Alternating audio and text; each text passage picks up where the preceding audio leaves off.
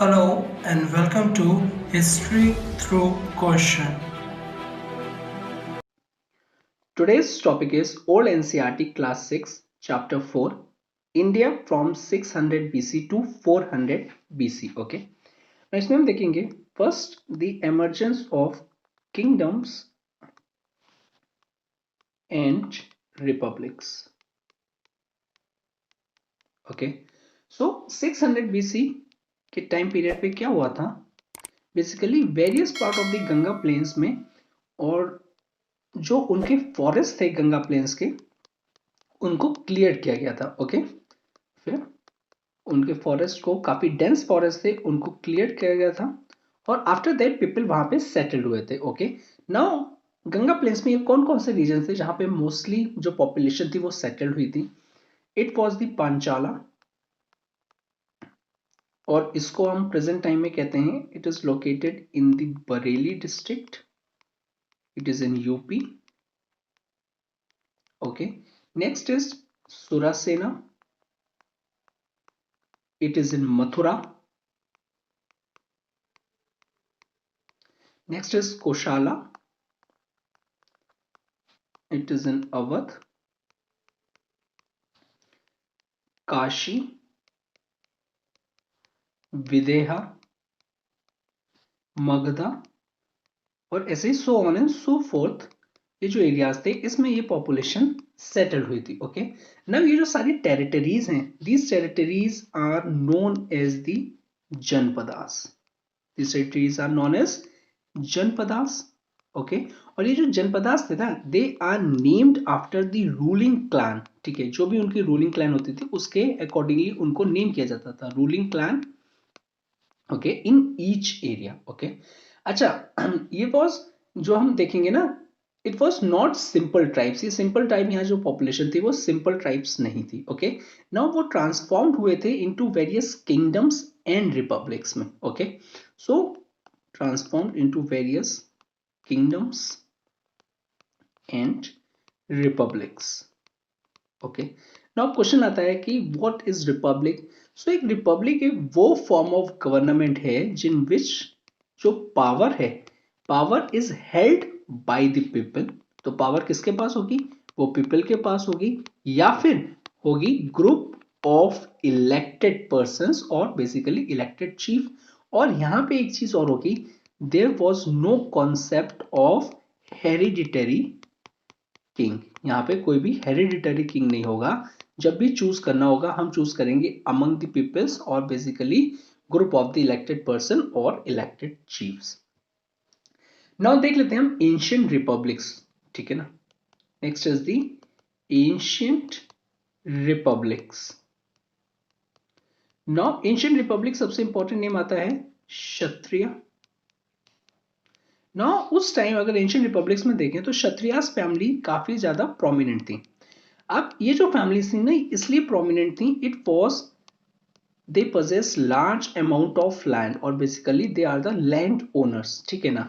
अब जब उस टाइम आपके पास जब पावर इक्वेट की जाती थी आपकी स्टेटस से और इकोनॉमिक से तो ऑब्वियसली जब आपके पास इतनी सारी लैंड है तो अल्टीमेटली जो पॉलिटिकल पावर है ना उसका भी कहीं ना कहीं आपको बेनिफिट मिलेगा. वो भी आपके पास ही होगी पॉलिटिकल पार्टी. ओके. और बेसिकली सो दैट जब आपके पास लैंड भी है और पॉलिटिकल पावर्स भी है तो you are representative of a tribal assembly. तो आप क्या होंगे? एक रिप्रेजेंटेटिव होंगे जो भी आपकी ट्राइबल असेंबली होगी वहां पे. ओके. Tribal assembly. Now, जो historians है ना historians called this form of government as a oligarchy. This form of government as a oligarchy. अब ये oligarchy क्या हुआ sir? It means the rule of chosen few. That is the rule of chosen few. यानी सबके पास ये power नहीं है लेकिन जिनके पास प्रॉपर्टी क्राइटेरिया हो गया या फ्यू क्राइटेरिया हो गया उस बेसिस पे चूज किया गया था oligarchy. That was the rule of chosen few because जो नॉन क्षत्रियास थे they were non representative in the families. अब ये जो किंगडम्स और जो रिपब्लिक्स है ना they start making new laws. ठीक है ना. अब जब आपकी पॉपुलेशन भी बढ़ रही है आपका एरिया भी जो इतना भी अंडर में है वो भी एक्सपेंड हो रहा है तो it was the need of the hour, जो किंगडम्स ऑफ रिपब्लिक्स थे ना, they start making various new laws and their system of जो गवर्नमेंट था, इसी तरीके से उनका सिस्टम ऑफ गवर्नमेंट भी चेंज हुआ। ओके, नाउ इंपॉर्टेंट रिपब्लिक्स कौन कौन सी हैं थोड़ा सा हम देख लेते हैं, इंपॉर्टेंट और प्रोमिनेंट रिपब्लिक्स। नाउ ये जो इंपॉर्टेंट रिपब्लिक्स हैं, दे आर शाक्यास एंड लिच्छवीज। और ये कहां पे था, it was in the north Bihar, north Bihar में था। और ये टुडे का अगर जो नॉर्थ बिहार है ना, वहां पे लिच्छवीज थी। ठीक है, इंपॉर्टेंट किंगडम्स कौन कौन से थे, इंपॉर्टेंट किंगडम्स में आ जाएगा, first and the foremost is the Koshala, Koshala आ जाएगा। नेक्स्ट इज मगधा आ जाएगा आपका, फिर आ जाएगा वत्सा। और ये कहां लोकेटेड था, they are located in the Ganges valley और गंगा वैली में ये लोकेटेड थे। ओके, नाउ अगर हम देखिए मोस्ट पावरफुल जो किंगडम्स और रिपब्लिक्स होते थे ना, उनको क्या कहा जाता था, उनको कहा जाता था महाजनपदास, महाजनपदास। इन जितनी भी टेरिटरीज हैं और जितनी भी ये बेसिकली हैं, इनको कहते थे जनपदास। ठीक है ना, जनपदास कहते थे। लेकिन इनमें से भी जो मोस्ट पावरफुल और लार्ज होती थी, उनको कहते थे महाजनपदास। अच्छा, एक चीज और इंपॉर्टेंट थी, ये जो किंगडम्स थे ना, इन किंगडम्स में कॉन्स्टेंटली और कॉन्टिन्यूड वॉर चलता रहता था। ठीक है ना, अब वॉर चलता था, व्हाट वाज द रीजन, अब इसका रीजन क्या था, there are mainly two reason. First देखो, टेरिटोरियल एक्सपेंशन, टेरिटोरियल एक्सपेंशन क्या होता था, ये किंगडम्स चाहते थे कि हम अपनी टेरिटरी को एक्सपेंड करें, और जब आप ऐसा करोगे तो अल्टीमेटली दूसरे के साथ आपकी जो टेरिटरी, दूसरी टेरिटरी होगी, उससे क्लैश करोगे, it will leads to war. Second is the control, for controlling the river और कंट्रोल द रिवर। ठीक है ना, इसलिए भी आपका क्लैश होता था विद द डिफरेंट और बेसिकली अलग अलग किंगडम से। ओके, अगर एंड में हम इसी तरीके का जब जो वॉर था वो कंटिन्यू रहा था, और एंड में क्या हुआ था, Magadha, Magadha remain the most powerful among them. ठीक है ना, और वो एक महाजनपदा उसको एक बना आफ्टर बेसिकली सबको हरा के। ठीक है ना, अच्छा, और ये जो मगधा है ना, यहाँ पे भी, यहाँ पे हमें मिलते हैं great religious teachers, great religious teachers. ठीक है, और वो दो ग्रेट रिलीजियस टीचर्स कौन है, yes you guess it right, Mahavira and the Gautama Buddha. ठीक है ना, और बोथ बेसिकली यहाँ पे जो हमने मगधा की बात करें कि यहाँ पे रिलीजियस टीचर मिलते हैं, इससे मीन्स है they both priest in Magadha. ठीक है, और वो क्या मेंशन करते थे, they mentions Magadhan kings and life of the Magadhan people, की मगधन किंग्स कैसे हैं, किसके बारे में बात करते थे वो कहते थे कि मगधन किंग्स कैसे हैं, अलोंग विथ जो लाइफ है वहां के मगधन पीपल की, वो कैसी है। ठीक है ना, वो सोसाइटी की बात करते थे, वो सोसाइटी के बारे में बताते थे, अगर हम इनके बारे में देखेंगे। Now let's see the kingdom of Magadhas. ठीक है ना, किंगडम ऑफ मगधा। नाउ हमने देखा था बिंबिसार, बिंबिसार मगधा के किंग बने थे in the year 542 BC।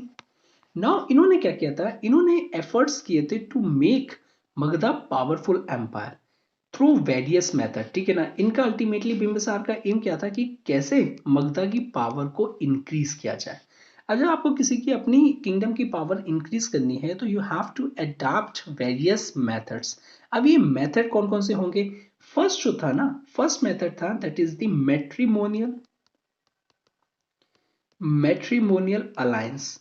Matrimonial alliance in simply means जो भी आपके नेबरिंग रूलिंग फैमिलीज है ना, उनसे आप मैट्रिमोनियल अलायंस करेंगे। ठीक है ना, उस तरीके से क्या हो जाएगा, जो भी ये नेबरिंग रूलिंग फैमिलीज है वो फ्रेंडली रिलेशंस में आ जाएंगे, और अल्टीमेटली जो भी टेरिटरीज है, जो भी रीजन है, वो आपके किंगडम के एक सॉवरेन आपको एक्सेप्ट कर लेगा। तो इस तरीके से आपका टेरिटोरियल एक्सपेंशन हो जाएगा और आपका मींस पावर उनको एक्सेप्ट हो जाएगी। Second is large deposit of iron ore. आपको प्रॉपर उस टाइम क्या था ना, अगर आपके पास ज्यादा रिसोर्सेस हैं तो आपके ऊपर अपर हैंड है, ठीक है। रिसोर्सेज ऑफ आयरन इधर वेपन्स हो जाएंगे या फिर और भी चीजें इंप्लीमेंट्स, तो आप अपर हैंड होंगे और अल्टीमेटली आप क्या होगा, दूसरों से अगर वॉर करेंगे तो it will be a more greater probability that you war, ठीक है ना। तो लार्ज डिपॉजिट्स ऑफ आयरन है और ये उस टाइम को अगर हम देखें कहाँ पे मिलते थे, प्रेजेंट टाइम में जो एरिया है ना, दैट इज द छोटा नागपुर रीजन, ये यहाँ की बात कर रहे हैं। यहाँ पे आयरन ओर के रिजर्व्स काफी मिलते थे। अब इनसे आयरन ओर जब आपने एक्सट्रैक्ट कर लिया तो इनसे आप बहुत वेपन्स भी बनाएंगे और इम्प्लीमेंट्स भी बनाएंगे, ठीक है ना। और ये हार्ड आयरन जो था ना उस टाइम बहुत ही हार्ड आयरन टूल्स था, ठीक है ना। तो ये एग्रीकल्चर के लिए अलॉन्ग विद अदर क्राफ्ट्स के लिए भी यूज होता था ना। जब आप हार्ड आयरन यूज कर रहे हो in comparison to the other metals जो कि इतने हार्ड नहीं है, सो ये क्या देगा, ये देगा आपको basically it added the power, ये आपको पावर भी देगा थ्रू वेपन्स के और आपकी वेल्थ जनरेशन में भी हेल्प करेगा थ्रू वेरियस इंप्लीमेंट्स जो कि एग्रीकल्चर में या फिर और किसी क्राफ्ट में हेल्प करेंगे बनाने में। नाउ मगधा वो ट्रेड और ट्रांसपोर्ट भी बहुत करते थे, ठीक है ना। उनकी इकोनॉमी ना ट्रेड और ट्रांसपोर्ट पे भी काफी डिपेंडेंट थी। अब जब आप ट्रेड एंड ट्रांसपोर्ट करोगे तो आपको एक प्रॉपर ट्रांसपोर्टेशन एक नेटवर्क चाहिए जो कि थ्रू रिवर चैनल्स के उनको वहां पे मिलता था और ये नेविगेबल थे थ्रू बोट्स। और यही एक रीजन था, जब हमने देखा था ना जो किंगडम्स आपस में लड़ते थे उसमें से एक मेन रीजन क्या था, ये था कि कंट्रोलिंग द रिवर्स, ठीक है। जो रिवर को कंट्रोल कर लेगा वो ट्रेड को भी कंट्रोल कर लेगा। तो अल्टीमेटली गंजेस रिवर को जब आप कंट्रोल कर लोगे तो अल्टीमेटली आपका ट्रेड भी इंक्रीज हो जाएगा। और यही रीजन था जो भी बिम्बिसारा फिर आफ्टर जो टेरिटरीज कॉन्कर्ड करी थी ना उसमें जो भी रिवर चैनल्स थे और जो भी पोर्ट्स होते थे उस पर काफी इम्फेसिस किया जाता था कि कैसे उसका अपना होल्ड मेंटेन किया जाए वहां पे। तो लेटर हमने देखा जो बिम्बिसार थे ना उन्होंने कॉन्कर्ड किया अंगा किंगडम को, उन्होंने कॉन्कर्ड किया अंगा किंगडम को। और यहाँ एक इंपॉर्टेंट रिवर पोर्ट था दैट इज द चंपा, ठीक है ना। और यहां से क्या होता था, शिप्स सेल्ड करते थे down to Ganga delta. Ships क्या करते थे, सेल करते थे first down to Ganga delta and second further east coast of India to the south India. यहां से साउथ इंडिया भी जाते थे। फ्रॉम साउथ इंडिया ये क्या होते थे, ये जो शिप्स थे ना ये रिटर्न करते थे with the spices and precious stones, जिसने मगधा को काफी रिच बनाया था। आप अपने प्रोडक्ट्स बेच रहे हो यहाँ पे और अल्टीमेटली इन रिटर्न में वो आपको क्या लाके दे रहे हैं, इन रिटर्न में वो स्पाइसेस और प्रीशियस स्टोन्स ला रहे हैं जो कि आप फिर से उसको ट्रेड कर सकते हो। ओके ना, अगर हम देखें जो बिम्बिसारा थे ना दे रूल्ड और basically sorry he ruled Magadha well. और इसमें उनको हेल्प भी किया था इनके को एडवाइजर्स ने, काफी हेल्प भी किया था को एडवाइजर्स ने। ओके नाउ इसमें क्या था, नाउ बिम्बिसारा ने क्या किया था, जो हेडमैन होता था ना विलेज का उसको डायरेक्टली कह दिया था कि यू डायरेक्टली स्पीक टू हमसे बात आप डायरेक्टली कर सकते हो। और ये क्यों कहता है, it is because to know what his people wanted. अगर कोई officer did not work well तो वो उनको इस तरीके से पनिश करते थे, दैट इज आप डायरेक्टली आप मेरे से उसको अप्रोच करो और जो भी प्रॉब्लम है आप मुझसे शेयर करो, ठीक है ना। अच्छा next is they build various roads, Bimbisara ने काफी रोड्स भी बनाए, दे बिल्ट वेरियस रोड्स, ठीक है, to connect various towns and villages और ब्रिजेस भी बनाए over the river. So Bimbisara और इन रोड्स पे और बेसिकली जो विलेजेस थे जो ब्रिजेस थे उनमें खुद ट्रैवल करते थे to see things for himself, means as a checks and balances की तरह, ठीक है ना। सिर्फ वो सिर्फ पेपर वर्क पे और वो किसी के कहने पे नहीं मान जाते थे और वो खुद ट्रैवल करके प्रॉपर ग्राउंड रियलिटी को ऑब्जर्व करते थे, ठीक है। नाउ बिम्बिसारा वो मेंटेन करते थे friendly relations with other kingdoms as well, ठीक है। दे मेंटेन्ड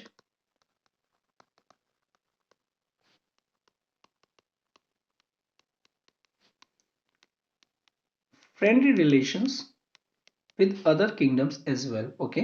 लेकिन एक्सेप्ट अंगा, अभी हमने देख चुके थे कि अंगा में उन्होंने वॉर भी किया था, लड़ा भी था और उसको कॉन्कर भी कर लिया था।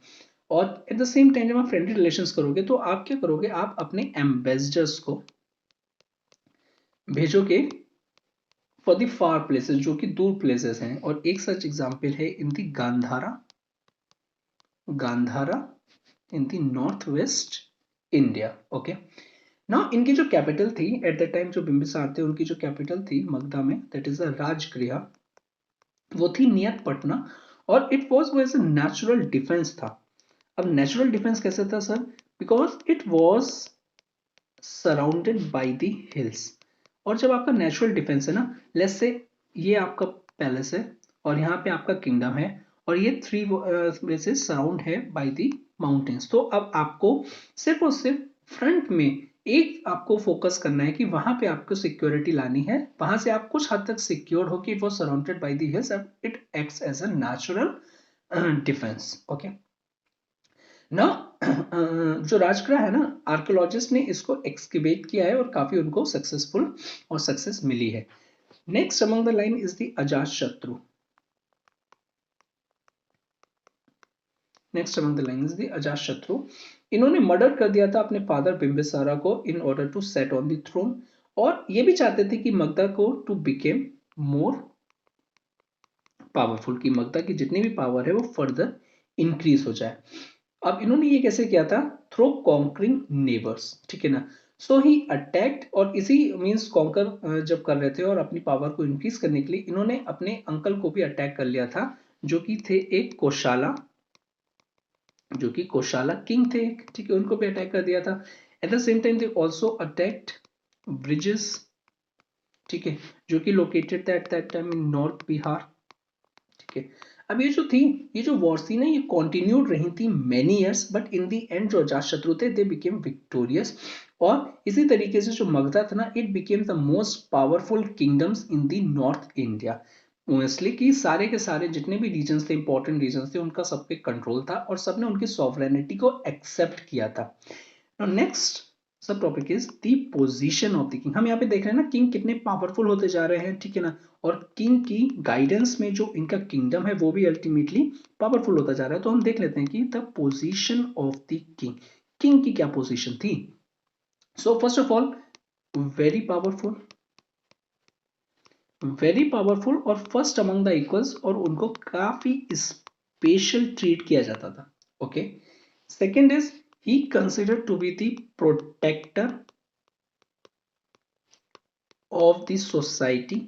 उनको कहा जाता था कि सर आप ना प्रोटेक्टर हो हमारी सोसाइटी के और धर्मा के। अब सर धर्म क्या हुआ यहाँ पे, धर्मा मींस सीक्रेट लॉस, जो कि सोसाइटी को हेल्प करेगा गवर्न करने में, okay. On the other hand अगर हम देखें रिपब्लिक्स, रिपब्लिक्स में जो चीफ्स होते थे, दैट इज जो रिपब्लिक में चीफ्स होते थे वो दे और basically they are elected from among the people, ठीक है ना, they are elected from among the people, among the people. On the other hand जो किंगडम्स था ना, उसमें कुछ स्टोरी थोड़ी डिफरेंट थी। फर्स्ट ऑफ ऑल यहाँ पे ब्राह्मण्स का रोल काफी इंक्रीज हो जाता है। अब ब्राह्मण्स का रोल कैसे इंक्रीज हो जाता है, इट इज बिकॉज ब्राह्मण्स कहते थे, दे सेड दैट जो किंग है ना, अब वो किंग जो है सिर्फ और सिर्फ एक ऑर्डिनरी मैन नहीं है, हमारे आपके जैसा नहीं है। It was equated them with the God, वो गॉड लाइक स्ट्रक्चर है और बेसिकली गॉड के बिहाफ पे रूल करने वाला है। और ये पोर्ट्रे करना चाहते थे ब्राह्मण्स, और इसके थ्रू कैसे वो करते थे पोर्ट्रे, इट इज बिकॉज वो परफॉर्म्स करवाते थे किंग से वेरियस सेरेमनीज, ठीक है ना, और सर्टन सेरेमनीज। अब ये सेरेमनीज क्या क्या करती थी, इट इंडोर्ड, वो एंडोर्ड करती थी किंग को विद गॉड, उनको भगवान जैसी और बेसिकली गॉड लाइक पावर से एंडोट करती थी अलॉन्ग विद दी वर्च्यूज। अब जब आप एक तरीके की क्या करना चाह रहे हो, आप लीगैलिटी को आप करना चाह रहे हो, आप इक्वेट करना चाह रहे हो कि जो किंग है उसके पास गॉड लाइक पावर है, तो अल्टीमेटली व्हाट विल हैपन, जब ये सोसाइटी में एक्सेप्ट करवाओगे आप, तो जो किंग की जो पावर है ना, इट विल फर्दर इंक्रीज, और फिर उसको कोई क्वेश्चन नहीं करेगा। ओके, और इस टाइम जो ब्राह्मण का इन्फ्लुएंस था, अल्टीमेटली किंग को गॉड लाइक फिगर कौन बना रहा है और सुप्रीम कौन बना रहा है, ब्राह्मण्स। तो अल्टीमेटली जब किंग पावरफुल बनेंगे तो इसी की तरह ब्राह्मण्स का इन्फ्लुएंस भी इंक्रीज हो जाएगा। So it will also increase the Brahmins influence, Brahmins influence भी इंक्रीज होगा, बिकॉज जो एडवाइजर्स ये एक्ट कैसे करते थे, वो किंग के एडवाइजर्स के तौर पे भी एक्ट करते थे, और without them king could not rule और परफॉर्म दी सेक्रीफाइसेस। आपको सेक्रीफाइस आप अपने आप तो नहीं कर सकते ना, अल्टीमेटली आपको एक एक्सपर्ट चाहिए जिसको नॉलेज हो, और वो नॉलेज उस टाइम किसके पास थी, ब्राह्मण्स के पास थी। नाउ अब मैं ये देख लिया हमने कि जो किंग था वो पावरफुल हो गए। जब वो पावरफुल हो जाएंगे ना, now he symbolizes the state. जब किंग पावरफुल हो जाएंगे तो अब वो क्या करेंगे, he now start symbolizing the state. अब वो स्टेट को एक सिंबलाइज कर रहे हैं, ठीक है ना। कैसे, बेसिकली इट इंक्लूडेड, और बेसिकली ये जो स्टेट है ना, ये कैसा होगा ना, it included a form of government जिसमें जो किंग है वो प्रोटेक्ट करेगा सोसाइटी को, और इन सब को प्रोटेक्ट करने में और अपने स्टेट को मेंटेन करने में उसको रिक्वायर्ड होगी आर्मी, उसको रिक्वायर्ड होगी आर्मी इन सबको प्रोटेक्ट करने के लिए। No, because he maintain law and order, और उनके लिए किंग जो भी ऑफिसर है ना, वो उनको चाहिए थे in order to help them, ठीक है ना। पहले आर्मी हो गई, उसके बाद उनको मेंटेनिंग लॉ एंड ऑर्डर के लिए भी ऑफिसर्स चाहिए, लॉ एंड ऑर्डर के लिए भी ऑफिसर्स चाहिए। नाउ टू मेंटेन आर्मी और basically to maintain law and order आपको क्या चाहिए ना, इनके मैनेजिंग और प्रॉपर फंक्शनिंग के लिए आपको रिसोर्सेस चाहिए। जब तक आप रिसोर्स नहीं होंगे ना, तो आप इनको कैसे मेंटेन कर पाओगे, बिकॉज आर्मी को जो है आपको सैलरी देनी पड़ेगी, लॉ एंड ऑर्डर के लिए जो ऑफिसर्स रखोगे आप उसको लिए भी आपको सैलरी देनी पड़ेगी, और इसी तरीके से आपको रिसोर्स चाहिए।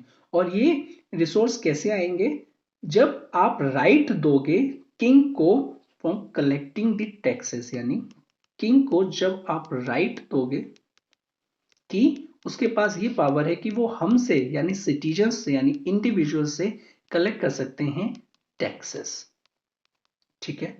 नाउ जो टैक्सेस है अब ये क्यों लिए जाते हैं, उस टाइम लिए जाते थे, it is because in order to meet the cost of the army, in order to meet the cost of the army. जो भी आर्मी की कॉस्ट आ रही है अल्टीमेटली वो प्रोटेक्ट तो सोसाइटी को ही कर रही है ना, आपको ही कर रही है ना, तो उनकी जो कॉस्ट आएगी, जो वेरियस ऑफिसर्स आएंगे in order to maintain the law and order, और किंग के अपने के लिए, ठीक है ना।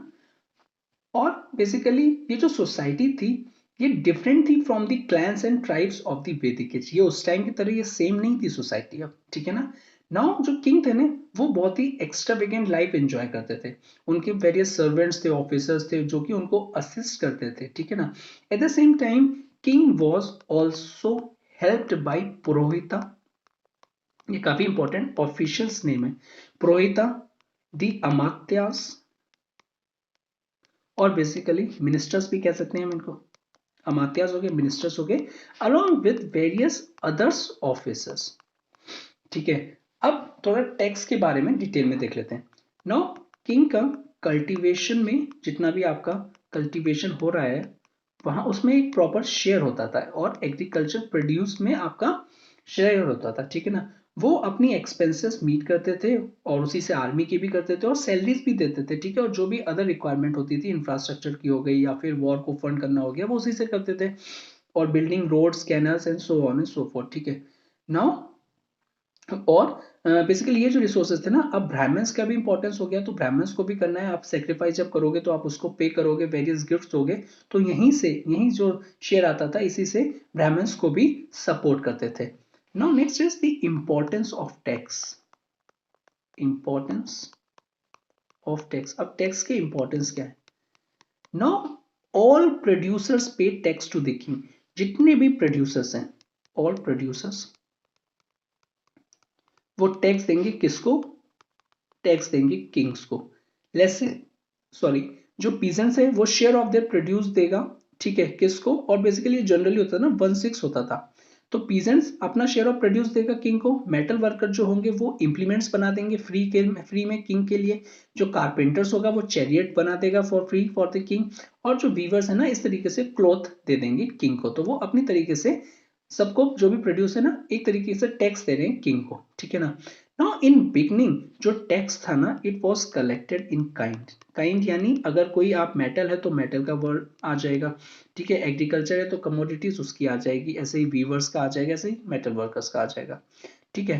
और in the form that is जो स्टार्टिंग में टैक्स काइंड में जाता था, और in the forms of good produced जो भी गुड प्रोड्यूस होती थी बाय द पीपल्स, और इसी तरीके से उनको डिस्ट्रीब्यूट भी कर दिया जाता था as a salary to the officers. जैसे ऑफिसर्स को इतने ग्रेन्स चाहिए, इतना मेटल इंप्लीमेंट्स चाहिए, इतना अगर कुछ और चाहिए, तो इस तरीके से जो भी प्रोड्यूस आता था उसी के हिसाब से उनको सैलरी भी देते थे। Now for smooth transaction of taxes king ने वेरियस ऑफिशियल्स को भी अपॉइंट किया था, ठीक है ना। और ये इनको कहा जाता था tax collectors, they are tax collectors.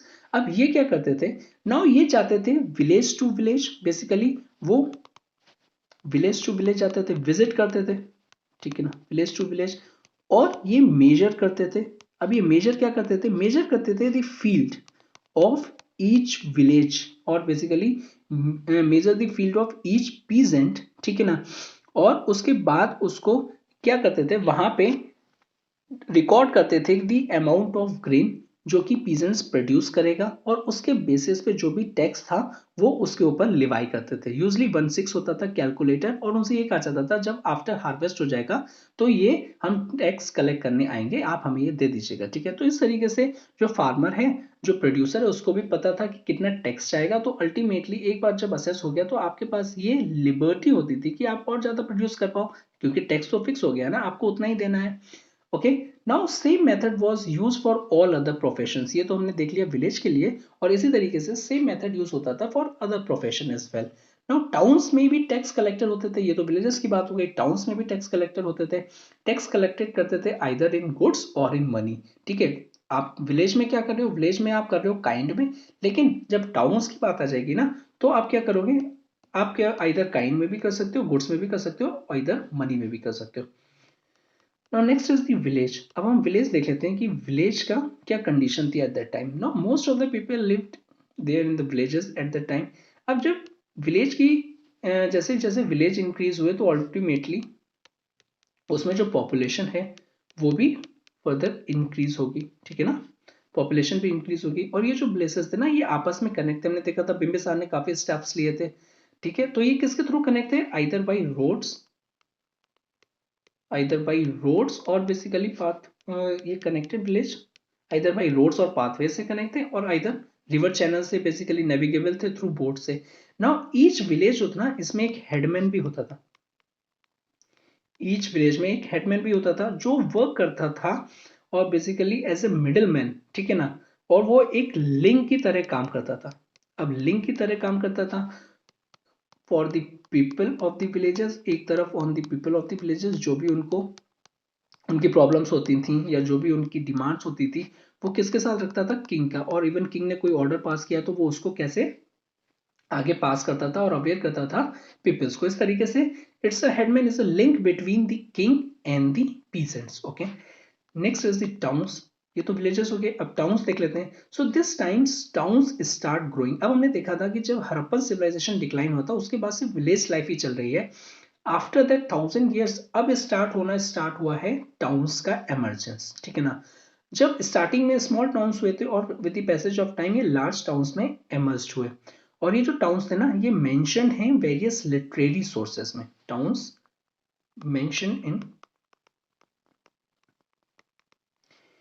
Various literary sources, काफी लिटरेरी सोर्सेस में ये प्रॉपर तरीके से मेंशन है, ठीक है।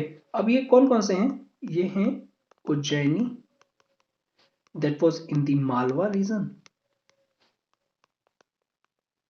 Pratisthana, that was located in the northern Deccan region. Next is the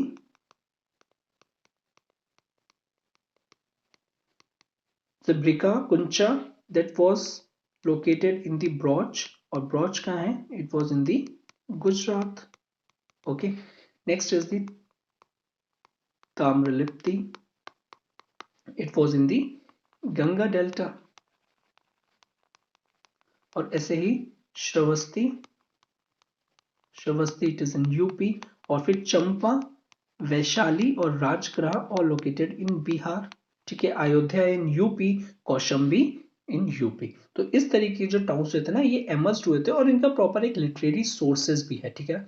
now some towns अगर हम देखें, और बेसिकली इनको एक्सकेवेट भी किया गया by the archaeology and found that they were built on, उन पे जो मटेरियल यूज होता था वो वुड्स का यूज होता था एंड ब्रिक्स. वुड्स और ब्रिक्स दोनों का ही मटेरियल यूज होता था. सो देयरफॉर जब वुड्स और ब्रिक्स आप यूज करोगे तो it was like more permanent.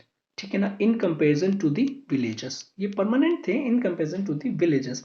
और जो किंग का जो प्लेस होता था, it was made of wood and stone.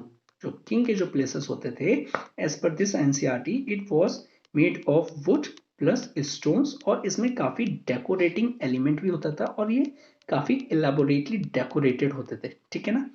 अब जो ये जो टाउन्स थे, ये टाउन कहाँ एमर्ज हुए थे? अब ये क्वेश्चन आता है, ये जो टाउन्स थे ये किन बेसिकली और क्या रीजन था ये एमर्ज हुए थे और कहाँ पे ये एमर्ज हुए थे? फर्स्ट ऑफ ऑल ये एमर्ज हुए थे अराउंड क्राफ्ट सेंटर्स, जहां भी क्राफ्ट्स का स्पेशलाइजेशन, ट्रेड स्पेशलाइजेशन हुआ था और प्रॉपर क्राफ्ट सेंटर्स थे ना, वहां पे ये एमर्ज हुए थे. अर्लियर हमने विलेजेस में देखा था, जो अर्लियर विलेजेस थे उसमें वहां पे ट्रेड स्पेशलाइजेशन हुआ था. जैसे एग्जांपल मेटल वर्कर हो गया या फिर कारपेंट्री हो गई. और व्हेन ये जो क्राफ्ट्समैन थे और artisans living in the neighbouring area, अपने आप आसपास जो आके रहने लगे, तो सेटलमेंट स्लोली ग्रेजुअली और ट्रांसफॉर्म्ड इनटू द टाउन्स. फिर से मैं एक्सप्लेन करता हूँ. पहले अर्लियर विलेजेस थे.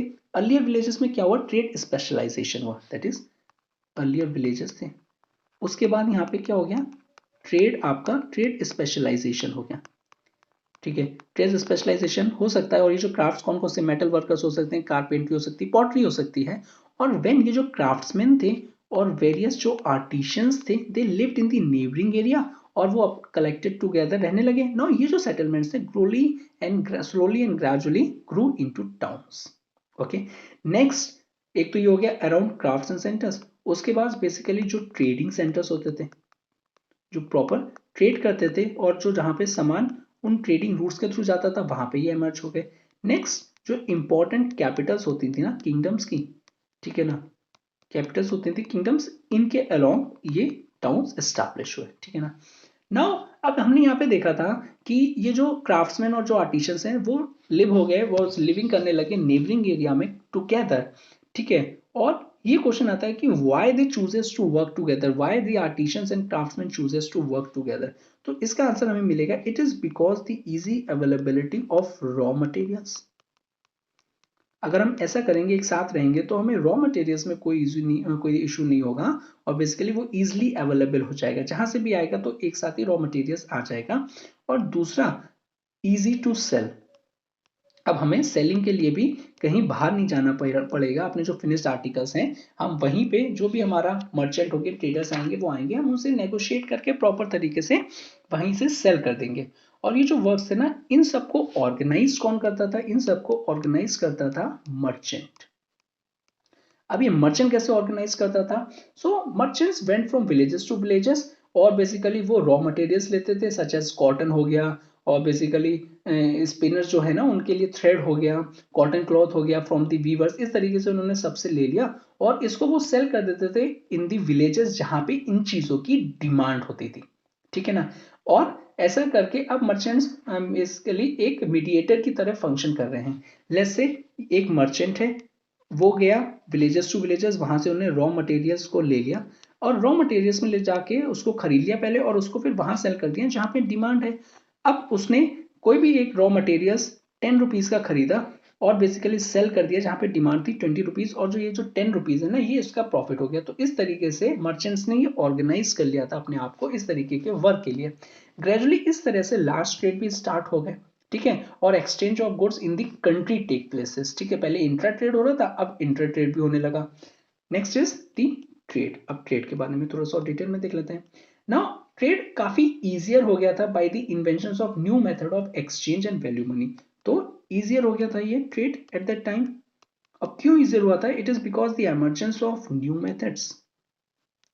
मेथड्स एमर्जेंस हो गए थे ऑफ एक्सचेंज के, और उस टाइम वैल्यू मनी भी इन्वेंट हो गया था, ठीक है ना, उसका भी यूज वाइड स्केल होने लगा था। नाउ अर्लियर बार्टर सिस्टम था। इससे पहले कैसे होता था ट्रेड? ये बार्टर सिस्टम से होता था। अब बार्टर सिस्टम की हमने देखा था कि हड़प्पन में भी कि काफी लिमिटेशंस थी, ठीक है ना। अब ये बार्टर सिस्टम की लिमिटेशंस क्या है? अब बेसिकली इसमें आपको चाहिए कि डबल कोइंसिडेंस ऑफ बॉन्ड्स, ठीक है ना। आपका कोई कारपेंटर हो, आप अपना इंप्लीमेंट्स कोई बेचने गए वुड का बना हुआ, और उसके बदले में आपको चाहिए मेटल का इंप्लीमेंट, ठीक है ना। तो most of the times it was easier नहीं होता था कि जो आपको चाहिए है वो दूसरे को भी चाहिए हो, तभी आप प्रॉपर तरीके से एक्सचेंज कर सकते हो ना। अदरवाइज अगर मुझे चाहिए है राइस, चाहिए आपको चाहिए कुछ और बेसिकली इस तरीके से प्रॉपर एक्सचेंज नहीं हो पाता था। तो इसमें काफी एक नेगेटिवली भी मींस इतनी लिमिटेशंस थी बार्टर सिस्टम में। But when use of coins started, obviously आपको ऐसा कुछ नहीं है, आप जो भी लेना चाहते हो प्रॉपर तरीके से कॉइन्स उसको दो और प्रॉपर आप उसको चीज ले लो, कमोडिटीज को परचेस कर लो। तो इस तरीके से ट्रेड जब इमरजेंस स्टार्ट हो गया यूज ऑफ कॉइन्स का, तो ट्रेड भी फर्दर इंक्रीज हुआ, ठीक है ना। अब ये जो कॉइन्स थे ना, ये किस फॉर्म्स के कॉइन्स थे और किस टाइप के कॉइन्स थे? सो ये पंच मार्क कॉइन्स थे, और इनका जो मटेरियल था either it is made up of silver and copper. अब ये पंच मार्क कॉइन क्या होते हैं? जैसे ये एक सिल्वर है और इसका कोई भी प्रॉपर शेप नहीं है, एक रफ शेप है। इसमें ना काफी हैवी चीज से उसको पंच कर दिया गया, मीन्स उसमें कुछ सिंबल्स होंगे या फिर किस तरीके का एक प्रॉपर होगा, तो उसको पंच कर दिया तो उसके इम्प्रिंट इसमें आ जाते थे, ठीक है ना, सिल्वर। और इसी तरीके के कॉइन्स चलते थे, ठीक है। नाउ हमने ये भी देखा था जो ट्रेड था, अब क्या हो गया था? ट्रेड इंट्रा भी हो गया था। Intra means within the region, और इंटर ट्रेड भी स्टार्ट हो गया था बिटवीन दी टू रीजन्स, ठीक है ना। अब जैसे जो गुड्स थे ना वो गंगा वैली की, वो सेंड किया जाता था इनको अक्रॉस पंजाब टू तक्षशिला, ठीक है। जो विंध्यान माउंटेन के जो थे वो उनको पोर्ट से भेजा जाता था, भ्रीकुच्चा ब्रॉच, ठीक है। और यहाँ से ships water that is the western Asia और सदर्न इंडिया में ले जाते थे वहां पे, ठीक है ना। Next is this society. अब इनकी सोसाइटी देख लेते हैं। नाउ अब सोसाइटी में जो हमने तो मर्चेंट्स का देखा था ना, जो मर्चेंट्स का ये वर्क अपने आप को ऑर्गेनाइज कर रहे थे, तो it this time it leads to the emergence of shrenis और गिल्ड्स। अभी श्रेणीज और गिल्ड्स क्या है? बेसिकली ये वो आर्टिजन्स और मर्चेंट्स हैं, इन्होंने ऑर्गेनाइज कर लिया था अपने आप को, ठीक है ना। और इस टाइम हमने सोसाइटी में ये भी देखा कि एमर्जेंस ऑफ जाति का भी एमर्जेंस हुआ। हमने ये देखा था जो आर्टिजन्स थे वो लिव कर रहे थे और वर्क टुगेदर कर रहे थे क्लोजली, ठीक है ना। इस तरीके से इनका जाति का भी एमर्जेंस हुआ। नाउ इस टाइम जो कास्ट थी वो हेरिडिटरी हो चुकी थी, मींस फादर टू सन, या फिर आप किस कास्ट में बिलोंग करते हो उसमें अगर आप बॉर्न हुए तो अल्टीमेटली वही कास्ट आपको होगी, आप चेंज नहीं कर सकते हो, ठीक है। और फादर का जो प्रोफेशन है वो सन को मिलेगा। लेटर्स इन सब चीजों को मेंटेन करने के लिए आपको प्रॉपर लॉज चाहिए, laws made for this caste in order to for the smooth functioning of their work, ठीक है ना। Now what laws? अब ये कौन कौन से लॉज होंगे? सच एज किस तरीके के लॉज चाहिए होंगे सो दैट ये जो कास्ट का जो है ना प्रॉपर फंक्शन हो पाए? व्हाट लॉस, किस तरीके के लॉस चाहिए होंगे आपको? तो ये जो लॉस चाहिए थे, सच एज जो वन कास्ट है then don't eat with the other caste. आप एक कास्ट के मेंबर हो, आप दूसरे कास्ट मेंबर के साथ खाना नहीं खा सकते हो, और बेसिकली मैरी नहीं कर सकते हो दूसरी कास्ट में, ठीक है ना। Second is, first is not eating, और सेकेंड नॉट मैरी, आप मैरी नहीं कर सकते हो, ठीक है। इन थ्योरी उस टाइम देखें हम जो सोसाइटी थी मोस्टली वर्ना सिस्टम में डिवाइडेड थी, और देर आर द 4 वर्नास, ठीक है। और वो कौन कौन सकते हैं? ब्राह्मण्स, क्षत्रियास, वैश्यास एंड शूद्रास, ठीक है। इस टाइम ऑल तो थ्योरी में तो फोर्थ ग्रुप ही थे, लेकिन एक फिफ्थ ग्रुप भी था और उनको कहते थे अनटचेबल्स। उनको हम अनटचेबल्स भी कहते थे। नाउ उस टाइम के जो लॉ मेकर्स थे, दे मेक रूल्स, वो रूल्स बनाते थे प्रॉपर तरीके से फॉर दी हायर क्लासेस, जो भी higher section of the society था उनके लिए वेरियस रूल्स बनाते थे। और एज पर दिस रूल्स जो लाइफ थी ना, it was divided into 4 stages. 4 stages आप कह सकते हो, या फिर उसको प्रॉपर आश्रमास कह सकते हो, ठीक है ना। और ये जो आश्रमास कौन कौन से हैं, ये हैं ब्रह्मचर्य, ठीक है, ब्रह्मचर्य। और ब्रह्मचर्य किससे इक्वेट करता है, ये एजुकेशन से इक्वेट करता है, ठीक है ना। तो अर्लियर ये कहा जाता था कि जो मैन की जो और बेसिकली जो लाइफ एक्सपेक्टेंसी है वो 100 ईयर्स है। इसको अगर आप 4 पार्ट में डिवाइड कर दोगे तो 25 ईच आ जाएगी। तो 25 फॉर ब्राह्मणिज्म, सॉरी आपका ब्रह्मचर्यिज्म, इसमें आप एजुकेशन करोगे। उसके बाद आ जाता था गृहस्थान। गृहस्थ में क्या करोगे, आप हाउस होल्डर लाइफ जियोगे, आप हाउस होल्डर लाइफ जियोगे अलॉन्ग विद द फैमिली को प्रॉपर आप उसको मेंटेन करोगे, और ये 25 ईयर्स का हो गया था। नेक्स्ट आ जाता है उसके बाद वनप्रस्थ। अब वनप्रस्थ में क्या करोगे, जाके वनप्रस्थ में आप जाओगे फॉरेस्ट में और वहां पे मेडिटेशन करोगे, ये भी अगेन 25 ईयर्स का होता था। नेक्स्ट इज द सन्यासिन, ठीक है, that is you lived in life of an aesthetic, और जो भी आपने नॉलेज वनप्रस्थ में मेडिटेशन में एक्वायर्ड करी है, अब आप उसको क्या करोगे, उसको प्रीच करोगे। तो ये भी 25 का होता था। तो इस तरीके से life expectancy at that time 100 years की थी। ओके, सो इस टाइम जो ये जो टाइम पीरियड है, इसमें एक इंपॉर्टेंट आता है Jainism, emergence of the Jainism and Buddhism. Okay, so next topic है हमारा Jainism and Buddhism. Okay, now ये आ जाएगा अंडर द रिलीजन। अगर हम देखें उस टाइम का जो रिलीजन था ना, जो कुछ लोग थे वो डिससेटिस्फाई थे और बेसिकली प्रॉपर तरीके से सेटिस्फाई नहीं थे वैदिक रिलीजन से। अब क्यों सेटिस्फाई नहीं थे, इट इज बिकॉज जो सैक्रिफाइस होती थी वैदिक एज में, वो लोगों को लगता था कि वो एट पर दी नीड ऑफ द सोसाइटी और बेसिकली रेलिवेंट नहीं है इस टाइम की इस टाइम के साथ। इट इज बिकॉज ये जो सेक्रीफाइसेस होते थे इसमें लार्ज नंबर ऑफ कैटल्स को सेक्रीफाइस और मारा जाता था, जो कि उन सेक्शन ऑफ सोसाइटी जो डिससेटिस्फाइड थे उनको लगता था कि ये हम इकोनॉमी में यूज करके इससे हम अपना प्रोडक्शन और अपना एक अच्छी तरीके से इकोनॉमी को ग्रो कर सकते हैं। तो हमें ये इकोनॉमिक एक्टिविटीज के लिए चाहिए, ना कि मियरली सेक्रीफाइसेस के लिए, ठीक है। और ये जो सेक्रीफाइसेस जो हमने वैदिक देखा था ना, वैदिक कल्चर, उसमें देखा था पहले हमने कि मटेरियल एलिमेंट के लिए सेक्रीफाइसेस होती थी कि हमें वॉर जीत जाए और बेसिकली हमारे यहाँ कोई सन हो जाए और एग्रीकल्चर का जो प्रोडक्शन है वो अच्छा हो। लेकिन इस टाइम स्पिरिचुअल एलिमेंट भी आ गए थे, और जब आपके किसी सोसाइटी में स्पिरिचुअल एलिमेंट आ जाएंगे तो it was against the material benefit. अब वो मटेरियल की नहीं बात करेंगे, वो स्पिरिचुअलिटी की बात करेंगे। Okay, so as a result instead of worship they looking for, अब वो सिर्फ और सिर्फ वर्शिप करने के बजाय जो at that time section of the society था वो देख रहा था looking for truthful, moral and dedicated lifes के लिए।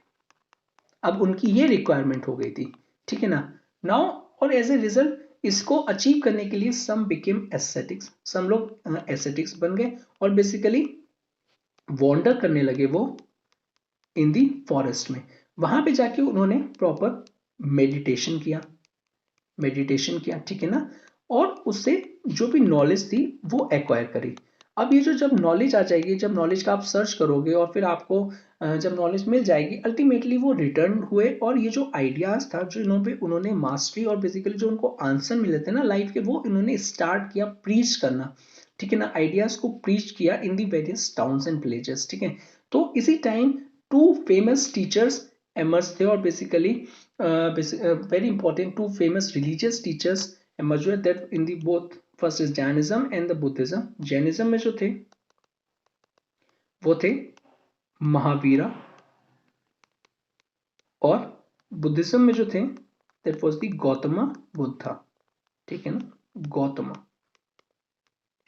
अब ये जो महावीरा है ना, ये लिच्छवीस के एक तरीके के किंग थे, ठीक है ना, और यही फाउंडर थे ऑफ जैनिज्म के। गौतमा शाक्य क्लैन से थे।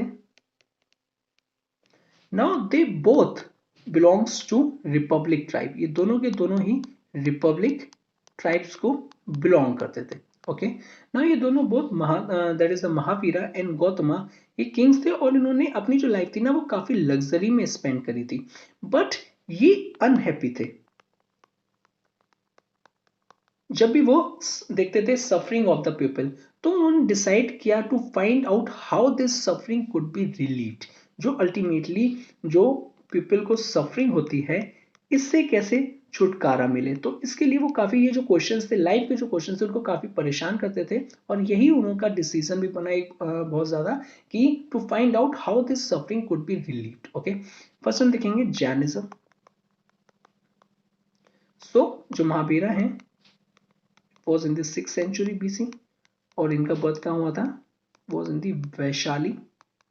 उन्होंने अपना घर छोड़ दिया था to find answers to the questions about the life, ठीक है ना, जो कि उनको ट्रबल कर रहे थे। 12 इयर्स लगे उनको आंसर्स फाइंड करने में, ठीक है ना। एट द सेम टाइम्स ये जो महावीरा है ना, वो सपोर्ट करते हैं अर्लियर 23 रिलीजियस टीचर्स की जो टीचिंग्स थी, रिलीजियस टीचर्स की जो टीचिंग्स थी उनको ये सपोर्ट करते हैं, और बेसिकली उनको तीर्थंकर्स कहते हैं, ठीक है ना। अलॉन्ग विद इट इन्होंने अपने थॉट्स भी उसमें ऐड किए, अपने थॉट्स जो भी उनको नॉलेज प्रॉपर तरीके से उन्होंने अचीव करी और जिससे वो आंसर्स मिले उनको उन्होंने उसमें भी ऐड किया, ठीक है ना। So at the same time instead they said better to lead a good life and not to do any wrong. वो कहते थे कि ये काफी जरूरी है कि आप जो सेक्रीफाइस कर रहे हो और बेसिकली जो आप एक्स्ट्रा वेगान सेक्रीफाइस कर रहे हो और गॉड की हेल्प मांग रहे हो, ये सब और सिर्फ वेस्ट है। आप क्या करो, instead of they said better to lead a good life, आप सिंपली एक अच्छी लाइफ को प्रॉपर जियो और कुछ भी गलत ना करो, कुछ भी रॉन्ग मत करो, ठीक है। नाउ एज पर दी महावीरा, ये जो हमारे डीड्स है ना, जो भी हम करते हैं, it was based upon right faith, वो राइट फेथ पे होना चाहिए, राइट नॉलेज पे होना चाहिए, और राइट एक्शन होना चाहिए। ओके, और महावीरा ने इनको राइट फेथ, नॉलेज और एक्शन को कंसिडर किया है as a 3 jewels, that is ये वर्च्यूज हैं that lead to a virtuous life, ठीक है ना। महावीरा कहते थे not to kill any living beings, basically वो अहिंसा की बात करते थे, नॉन वायलेंस की बात करते थे। Now if a man lead a good life, ठीक है, अगर कोई एक पर्सन है जो कि गुड लाइफ स्पेंड कर रहा है, अहिंसा नहीं कर रहा है, और बेसिकली नॉट टू किल, और अहिंसा नहीं कर रहा है, अहिंसा को फॉलो कर रहा है, तो उसकी जो सोल होगी ना, उसकी जो आत्मा होगी, वो फ्री हो जाएगी from the cycle of birth, rebirth, from the cycle of rebirth, ठीक है ना। और जब वो साइकिल ऑफ फ्री हो जाएगी तो आपको कोई भी प्रॉपर तरीके से कोई भी इशू नहीं रहेगा कि जो भी आपने डीड्स एक लाइफ में किए हैं उसको दूसरे लाइफ में उसको फेस करने के लिए, ठीक है ना। और ये जो प्रैक्टिस थी ना, ये बहुत ही सिंपल थी, एनी वन कुड फॉलो, ठीक है। इनकी जो प्रीचिंग लैंग्वेज थी महावीरा की, वो थी जो कि कॉमन मासेस की लैंग्वेज थी। अल्टीमेटली वो संस्कृत में प्रीच नहीं करते थे जो कि लिमिटेड थी सिर्फ upper sections of the society के तरह। So Mahaviras were under the impression that जो upper section of the society वो बहुत ही ज्यादा कम है, that is the top most of the pyramid, और ये मीन्स इनकी जो ऑडियंस थी वो एड्रेस करते थे lower section of the society that constitute the majority sections of the pyramid. It was about the Mahavira. Next is the Buddhism. Now Buddhism, Siddhartha इनके जो फाउंडर हैं, it was belongs to Shakya tribe. इनका जो born हुआ था ना, वो after some year, जब महावीरा को हो चुका था तो महावीरा के बाद इनका जन्म हुआ था in the Lumbini district that was located in the Kapilavastu, Nepal. Okay, इन्होंने भी अपना घर छोड़ दिया था, लेफ्ट होम, और ये भी वॉन्डर करने लगे थे as an ascetic for many years in order to find the answers of life, ठीक है ना। और फिर इनको एनलाइटनमेंट मिला था, उनको बेसिकली आंसर्स मिल गए थे to the problems of life, ठीक है ना।